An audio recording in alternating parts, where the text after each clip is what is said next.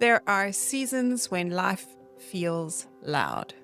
The world is rushing, and you're trying to hold the center while everything around you keeps shifting.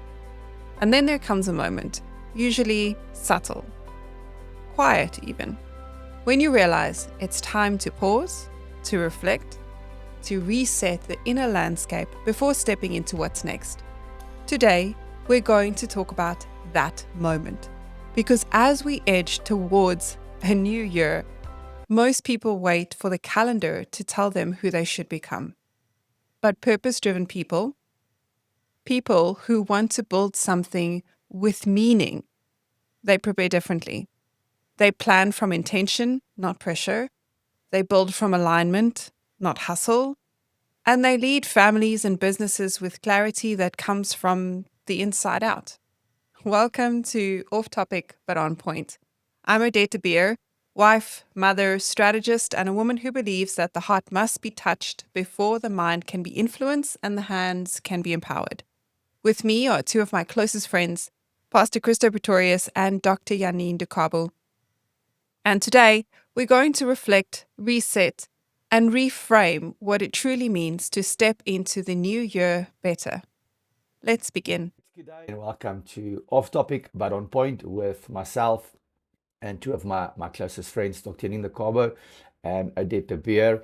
We are looking forward to another impactful time with you today. So for many, many years, many decades, maybe even centuries, the Chinese has always had a theme for a new year.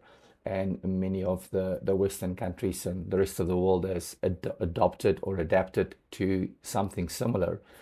And so this morning, my question is this: how do you prepare for a new year? What is your process? Do you also have a theme? Or what is the driving force for a new year? Many, many years I've seen that people are tired in November, December, and then the 31st of December, when the calendar turns and it's the 1st of January, everybody is super excited because it's a new year. This year is going to be better than last year. So my question is simply yes. What is your process? What do you do? How do you do it? What do you focus on to make the years ahead the best year you've ever had? Yeah, I like that question because it's something that I prepare for and I have a system. But before I tell you about my system, I want to be honest to say that it didn't work as my system in the last 2 years. In Afrikaans, we say truest myself. Be like, it's okay. The circumstances are out of your hand. I speak about this thing with my team where I always ask them, is it an excuse or is it a concern or a complaint? Now, it feels to me in my own mind is it's more than a complaint than what it is a concern, because the point is that I need to get it done. So what I do is in September or October, when we have that week holidays of the kids, we go away as a family and we take that week and we plan and we put out an entire vision for the next year. Um, and we've been doing that since the kids were little. And it was actually so special to me this year when we went away. We were in a different place, so we couldn't go and walk or hike, like they say. And one of the kids asked me, is like, when are we going for our hike? And I said to them, the place where we can't go and hike because the big five is there, so we're not allowed to walk around. And he's like, he looked at me and his eyes were like changing, like with a concern. And he's like, but how are we going to pray? And it stopped me in my tracks. And I realized that every time, and we did that every time we went for a hike this time of the year, I might just pick up this rock as a symbol and then just ask God for what you want for the next year. And then we place the rocks on top of each other and it builds a little altar. And that's what they remember every year. And it's really special, it's symbolic, and we have photos of every year. And the last couple of years, my husband's been traveling, so he hasn't been able to go with us. And I mean, obviously we've tried, and it just didn't work out like that. They had meetings in Dallas, and it just wasn't possible. But I didn't realize the effect, because previous years, when I come back, I'm recharged, I'm renewed, and I start that just that week. It's not even the 2 or 3 weeks in December, just that couple of days. Sometimes it wasn't even a full week. Just standing still, praying about what we're going to do for the next year, being prepared, and then having 3 months to run that plan before the end of the year.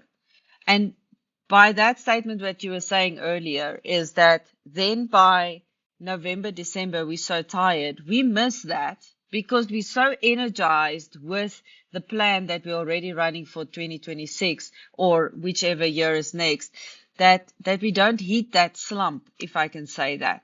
And we always feel that other people are irritated, and they're irritated because they're tired. They're short because they're tired.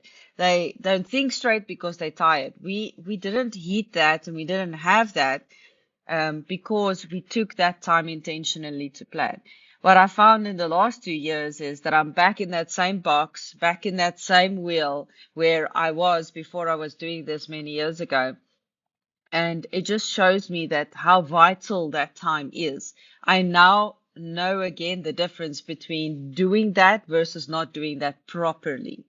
Because I was just sissing my own mind to say that no, you still went away.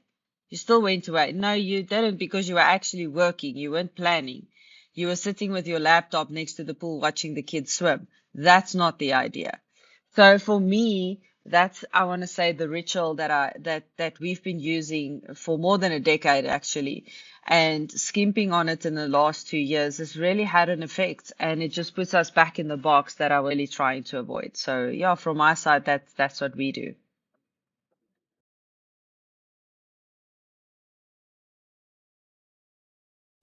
Here's what I want you to notice as you listen.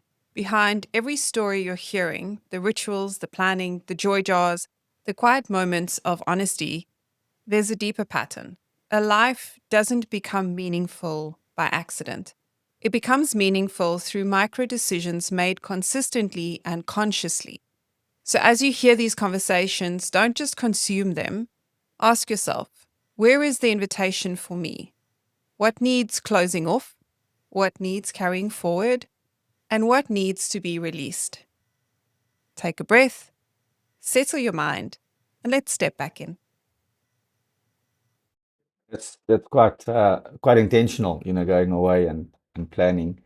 What's interesting for me is the smallest adjustment within that process, has put you a little bit on the back burner, if you want to say so, or back at where you used to be. So it's quite interesting. But what I think what is great, obviously, and I know you're gonna double down on this, is you've noticed and acknowledged, what that thing is, or stumbling block. Maybe for somebody out there, there's just a small tweak within your setting up of the next year. I'm not advocating that everybody should have a slogan, a new vision or a new dream for the year, but having a focus is absolutely necessary. I definitely hear from you. And the beautiful thing is that you incorporate the entire family. It's not just for yourself, not just for the business, but it's a holistic goal that the entire family can work towards.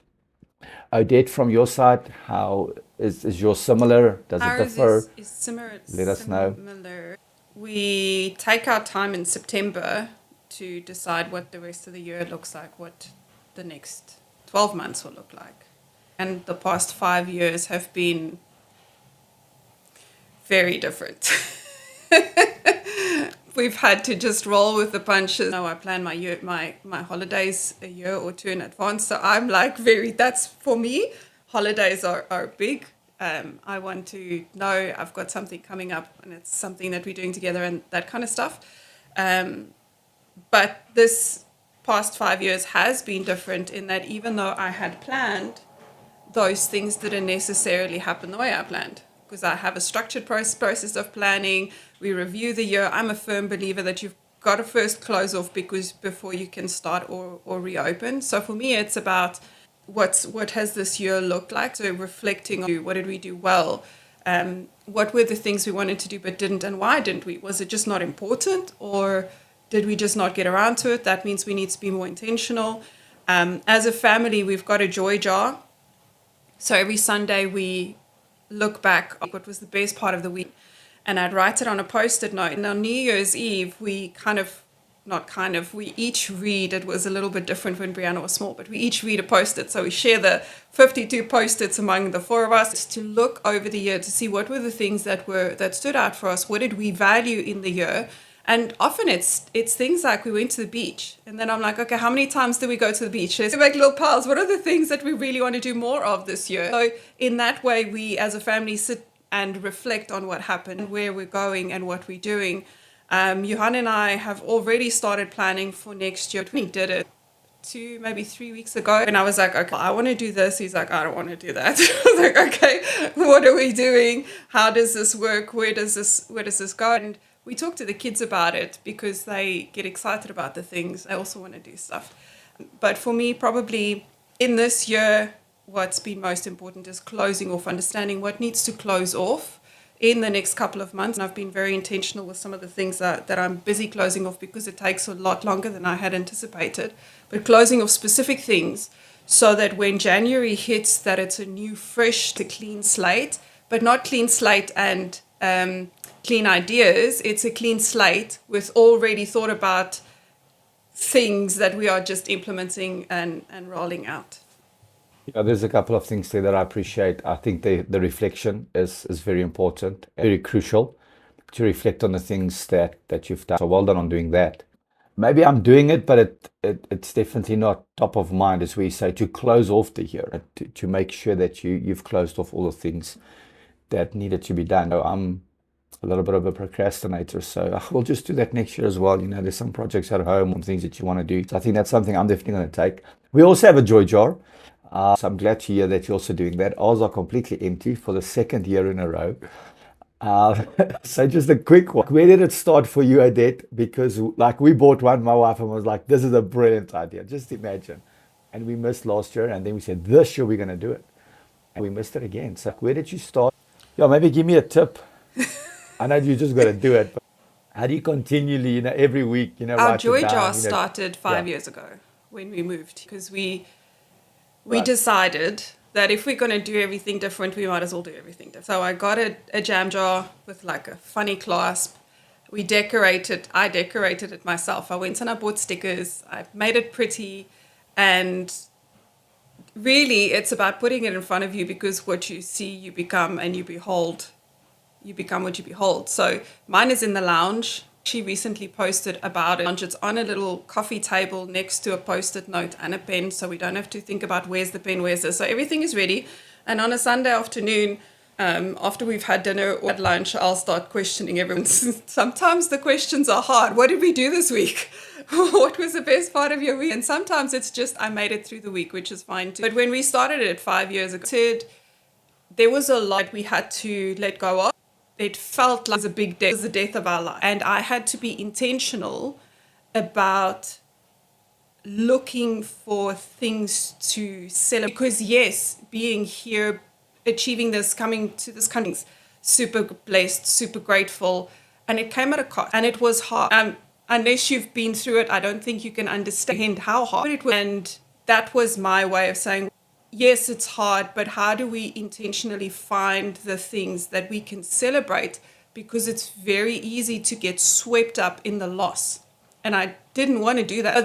But it also taught my kids, because they were so young, them to look for things to be grateful for. It taught them to look for opportunities to celebrate. And it wasn't about, I bought this thing, or I got this, or we went on holiday and it was this expensive thing. It was the everyday things that we are grateful for, that we can celebrate. Executive pastor, the ACC state executive, his wife said something. She said, what if tomorrow all you get is what you were grateful for today? But for me, that was something that I was working towards. And that's why we started the Joy Jar. And then the cool thing is, like on New Year's Eve, because my kids are small, we don't do New Year's Eve parties. We're here alone. My kids are too small. So then we buy loom bands, those glow sticks with headbands and bracelets, and we make like funny things. And then we're sitting at maybe 10 o'clock at night reading the things in the dark with all the glowy things. And that's taught my kids to be grateful, but it's also taught me to be grateful because the year goes by quickly. And it's very easy to forget the ways that God's blessed you. It's very easy to forget how faithful he is at the end of the year when you look back. And I can tell you that that is probably one of the most beneficial thing that we've ever done. We all get an opportunity to read it out loud, so you relive it again, which is so good for your brain. It's like, oh yes, I've got to do that again. So it builds our faith. It builds my kids' faith. Like, I don't always tell them on the day what I'm grateful for, but at the end of the year, when we talk about I'm grateful for this, they're like, oh, mommy, really? What was that? Oh, well, this was a big thing for me. Oh, that's cool. I didn't realize it was such a big thing for you. So, Pastor C, it's simple. Put the jar in front of you so you can't ignore it. If you must, put a reminder on your calendar at whatever time, whatever day. It doesn't have to be a big thing. It's just what was the best part of your week. I like that. Find the reason. Find the reason. Something that we can definitely look at. Dr. Janine, what's your joy jar? I think mine is standing where yours is. I also started it, but I realized that that's not going to work for me in the writing and all of that. So what we do is, and it's not exactly the same, but it ends up to something similar, is when we drive from church on a Sunday, I ask them these two questions. What did you learn today? And what are you going to implement? Most people probably do that, but I'm very intentional about putting that into practice that week. So then I make sure, I remember Ava said this, I remember Ethan said this. Are you actually doing that? So it's not I don't have to go out of my way for it. It's become a habit for us, but in a good, positive way, not a ritual in the sense of we do it because we have to. We do it because we really want to. So what it's helped us to do is look into the week. So just small bits and small bites of looking into the week, being intentional about what we're going to do, and obviously making sure that you take something from and then apply it. So don't be hearers, but be doers also. And you know what? It helped me a lot to also figure out where they were, because I remember at some point it's like Ava was so cute. Then I would ask her, "What did you learn, baby?" She's like, "You need to love people." And then the next Sunday, I'm like, "What did you learn?" "You still need to love people." And then the next Sunday, she's like, "Oh, what did you learn?" "Then I need to love people." And then I'm like, is there nothing else that you learn? It doesn't help I send you to church. No, I was making jokes like that, and I'm like, I want my money back. I was making jokes with her. And then I realized it's like part of a little rhyme that they say every time when they start.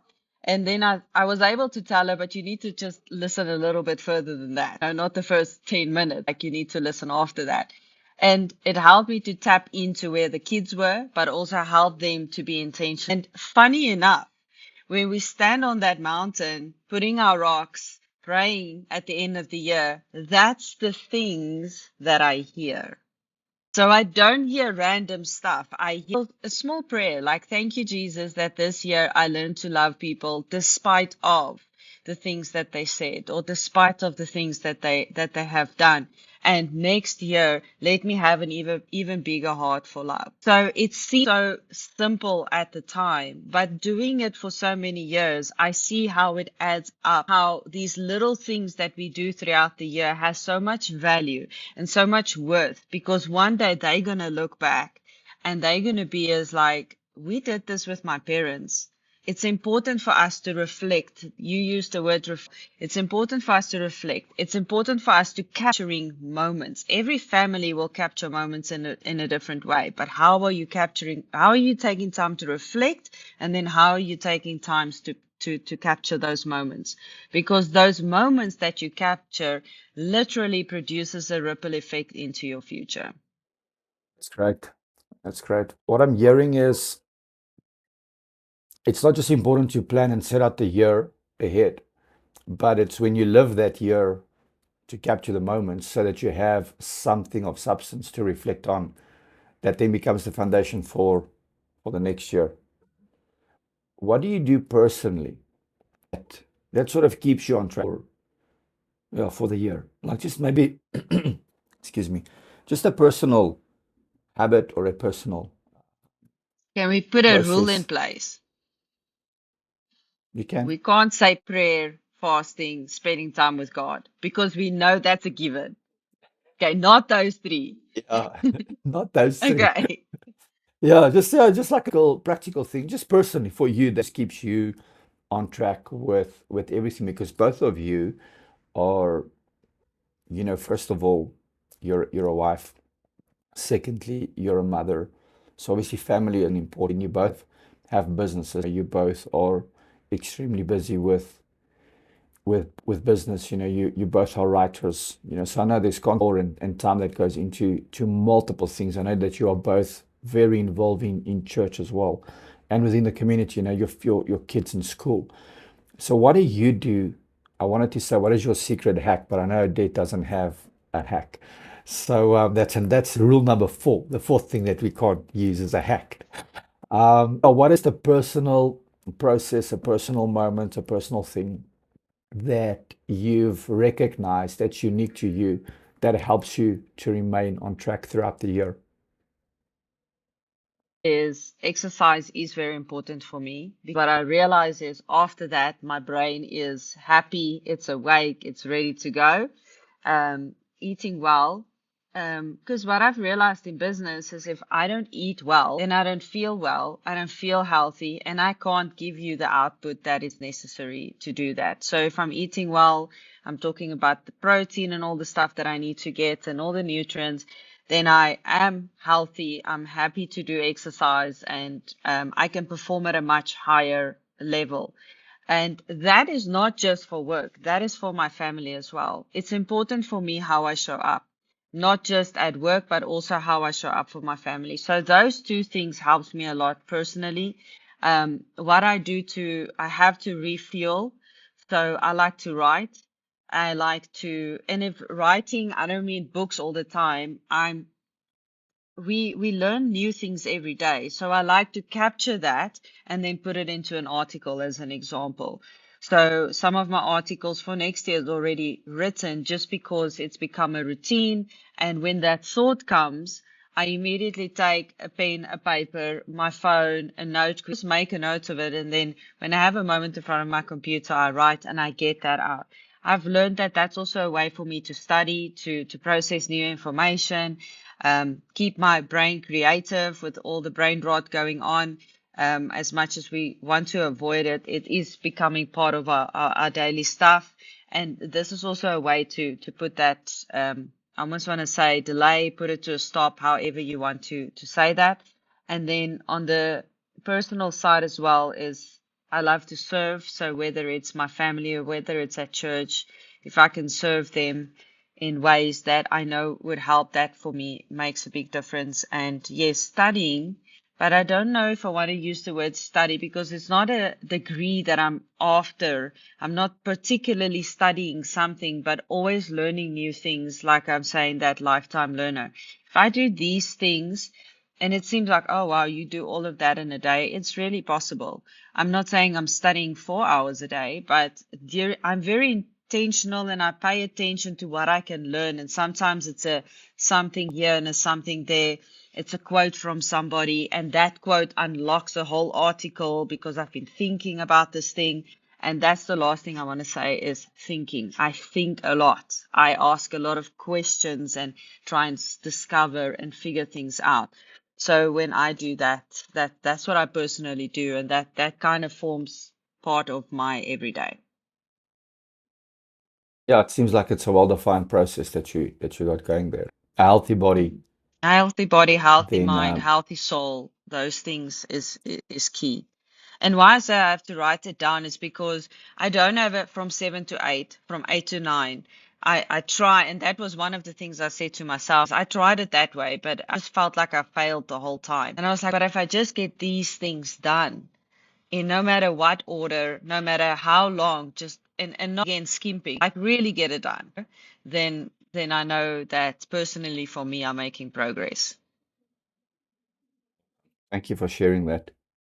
Odette, what's your There's no secret secrets, hack? and there's also no hack. Um, yes, exercise. Yes, pay attention to what you eat, but I'm probably less disciplined in that. I'm just like, I try to do lots of protein, lots of water. I try to do that, but I'm also not going to beat myself up on it.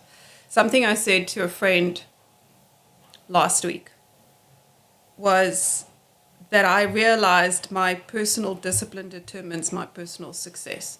If I can't be disciplined in the small things, get up when the alarm goes off, make your bed, do the thing you said you were going to. If I cannot have discipline in the small things, then I will not be able to achieve the big things. So I don't focus on the big things. Yes, I have goals. Yes, I have dreams. Yes, I have visions.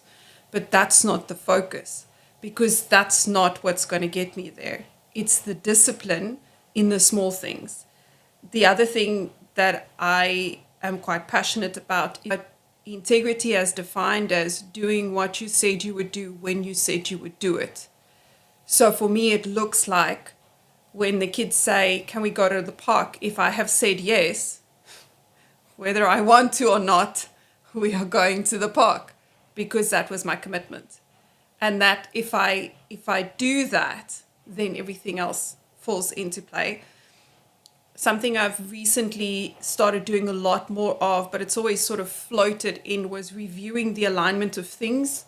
I'm constantly looking at it going, is this the right thing? Is it in the right place? Should I still be doing this? That's a question I ask myself every day, because there is an alignment coming. God's repositioning us all, whether you are aware of it or not. He's putting things in order, and his order may not be my order. So my question to myself is this the thing? And if it's not, how do I make sure that I honor it and close it off properly so that I can move forward? I don't believe in lifestyle overhauls. So for me, it's not change everything all at once. For me, it's marginal increments of improvement. So if I could do 5 minutes more today than I did yesterday, that's a win for me. And that's what I focus on. So if I can just be disciplined in this thing, then tomorrow I can look at something else, because I know I can do this thing. I've proven to myself that I can do this thing. So I've got the confidence, I've got the dopamine hits. Cool, let's go. And then the last thing I think that's part of my ecosystem is I look for wins every day. What did I do really, really well? But I also give myself grace. There's plenty of opportunities to beat yourself up because you didn't get around to the thing, you didn't read the email, you stuffed up, you whatever. Lots of those opportunities exist. I acknowledge, that I'm human, and it's not an excuse, it's a fact. I am human. And in my humanness, it doesn't always work out the way that I had wanted it to.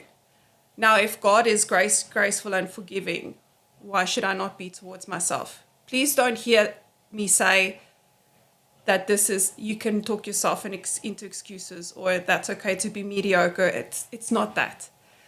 I find that I am more critical of myself than I would be of other people. So if I address something with someone else, I can assure you that I would have addressed that with myself 10 times worse.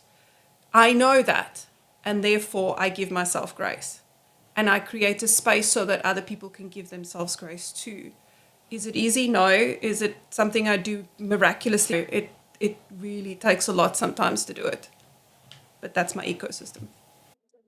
Oh no, listen, I like the way you framed it. I mean, you started out by lifting the standard for yourself. If you said to your kids, we're going to the park, I'm going to do that, whether I want to or feel like it or not. So you already, lifted the standard for yourself, keeping yourself accountable to a higher standard. So when you mention about giving yourself grace, I see it in that perspective as well, as that it's not a license, or it's not a easy cop out, because you are lifting yourself to that standard. We're at the end of the year. Everybody's getting ready for New Year's resolutions. Everybody's getting ready that next year's going to be the best year of their life. In closing, maybe one or two things that you would give to our listeners that they can focus on to implement something of worth and of value. Maybe it's something that you are doing that you want to encourage other people to do, or if there's anything else that you want to say, listen, I think these are two very important aspects that you can start. Paul Martinelli said this. He says, the problem is not in goal achieving.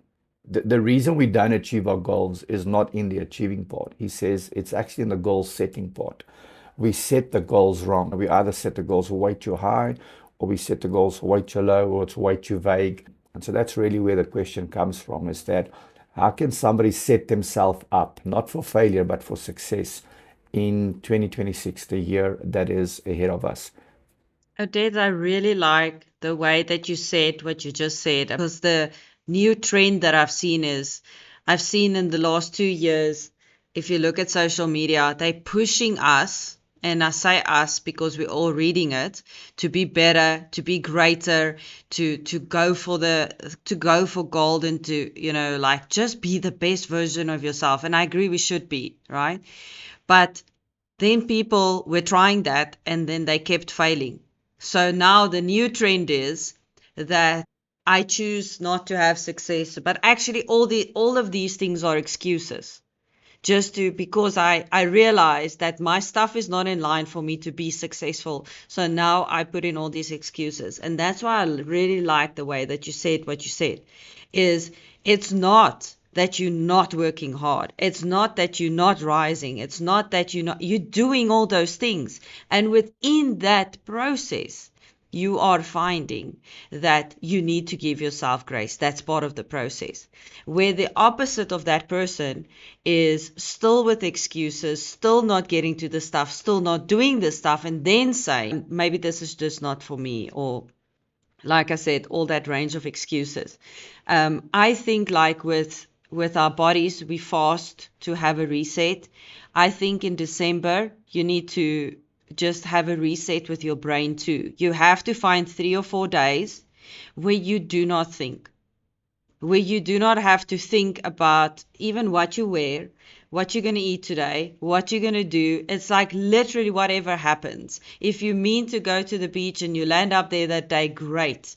And I do not have to decide what is for lunch even. Like, oh, there's a truck, let me just go buy a hot dog there, or whatever the case is. Just challenge yourself not to think. And you think like, oh, that's easy. Challenge yourself not to think for 3 or 4 days in December, not to plan what you're going to eat, what you're going to wear, what the kids are going to do, what the program is going to be, because we tend to just take what we've done during the year straight into holiday, and then we don't rest. It's like, I don't care what we eat today. Even, by the way, if we do, like, if you guys are hungry, you'll fit something. Okay. But we're not going to think. So that's what I would say, is take 3 or 4 days and fast your brain from thinking. And just do whatever comes up. That's going to do the reset for you. If you can do it for longer, well done. That would be even better. Amazing. But that's going to reset you. And all of a sudden, you're going to realize there's creative ideas that's coming in. There's clarity that's coming in. You're going to be able to think clear again. And you're going to feel like that feeling when you were a child and you can't wait to use your stationery for the school to begin. You're going to feel that feeling. Right? That feeling is going to come and you're going to be like, man, I can't wait to get back to work. I can't wait to work with my stationery, because you've cleaned your brain and you've cleansed everything. So that's what I would suggest you do. I really like that. It's time for a brain detox. Odette, final thoughts from yourself? I love new stationery. Okay, first, quickly, I want you to reframe what you said. It's not best year ever. I hate it when people say that. Yes, hate's a very strong. Don't say that. That implies that every other year after that would suck. Why would you even know? Okay, best year yet. Today will be the best day yet. Define for yourself what success looks like, not based on what Instagram tells you, not based on what your job title says it should look like, but based on who God called you to be and what your purpose is. What does success look like? And then once you've done that, pick one thing every single day that you can do in that day that your future self will thank you for, in the context of what success looks like for you. That's going to give you your best year ever. I absolutely agree with that. Your best year yet. Yes, I think it's an important reframe. I've seen it over the years where when I speak to people, then this was the trend where they said it was the worst year ever, but next year's going to be the best year ever. And after a couple of years, I realized, but it's the same people that said next year's going to be the best year. That year becomes the worst year ever. And so I want to live a life of fulfillment. I want to take back my life and ensure that it's the life that I want to live. I definitely agree with your reframe, the best you yet, the best you yet. But I said, if you always do what we've always done, you will always have what you always had. And so it's important for us stepping into this new year that we need to adjust one or two things. And Odette and Dr. Janine has given you some great examples. So if you need to reflect, if you need to switch off your brain and stop thinking for a couple of days about the things that normally bugs you down, if you need to be thankful, if you need to be grateful, if you need to find a jar and have a joy jar for the year ahead, any one of those things will be great adjustments to the things that you already do, and it will set you up for an incredible year. Thank you very much for being with us once again. We wish you all the best for the year ahead. As we close today, here's the truth that keeps rising to the surface. A better year doesn't begin on the 1st of January. It begins the moment that you decide to live aligned with who you're becoming. Not the best year ever, but the best year yet. A year built on clarity, small disciplines,